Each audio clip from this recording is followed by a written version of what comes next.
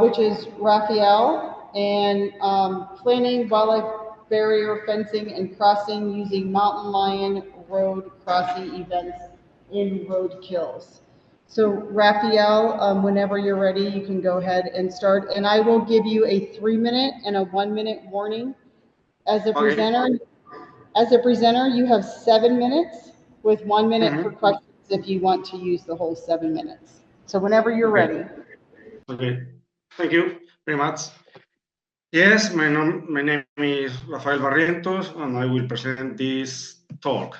So, let's see. Okay. Roads are increasing worldwide, especially in developing countries, but also in most of high income. This represents a problem for those species that have large territories, slow reproductive rates, and large body size, like mountain lions. Mountain lions in America are distributed from Canada to Patagonia, from Amazonia to Rocky Mountains. So they are at risk in several parts of this huge continent. So it is not surprising that human-wildlife conflict is increasing, especially in those habitats inside the urban-rural interface. In our study area in Southern California, the main cause of mortality of mountain lion were vehicle strikes, as almost 1/3 of the radiocollar individuals dead for this after a collision with a car. Of course, administrations can build crossing structures, but these mitigation actions are expensive. So, more importantly, this mitigation action can fail to improve safe crossing, mainly due to two reasons. The first one is when the road is not actually a barrier. So imagine a straight road section with low traffic that provide both the driver and the mountain lions with a great amount of time to react each other and avoid the collision. The other situation is when the placement of the crossing structure is not well designed, and there are no crossings before the building of the crossing structure. So, to improve the cost effectiveness of these mitigation actions, we must carefully choose their location. There are two main approaches. First, identify corridors, for instance, by employing telemetry data that connect habitats or ensure habitat continuity. But as we can see, or as we saw before, these corridors can be safe. Remember the straight road sections with high visibility. The other alternative is to identify those road sections that concentrate roadkills.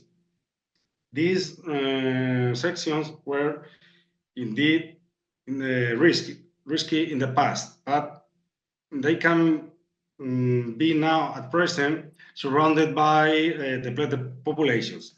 So in our study, we explored these two approaches in Southern California with 24 radiocollar mountain lions located every 5 minutes in a way that we had more than 29,000 movement steps in a buffer of 1 kilometer from the nearest road. We identified 217 road crossings, and we compare them with 71 road kills, mountain lion road kills. So the results are, in our first model, we explore the traits of the crossing points with those no crossing steps inside this 1 kilometer buffer from the nearest road. We include night and day, the step length as predictors, the sex of the animal, distance to streams, scrubland, forests, and developed areas, terrain slope, mule deer habitat suitability based on SDM, and traffic. We found that some predictors increased the probability of crossing, and some others were related with a lower probability of road crossing. Namely, the higher the traffic load, the lower the probability of road crossing by mountain lions.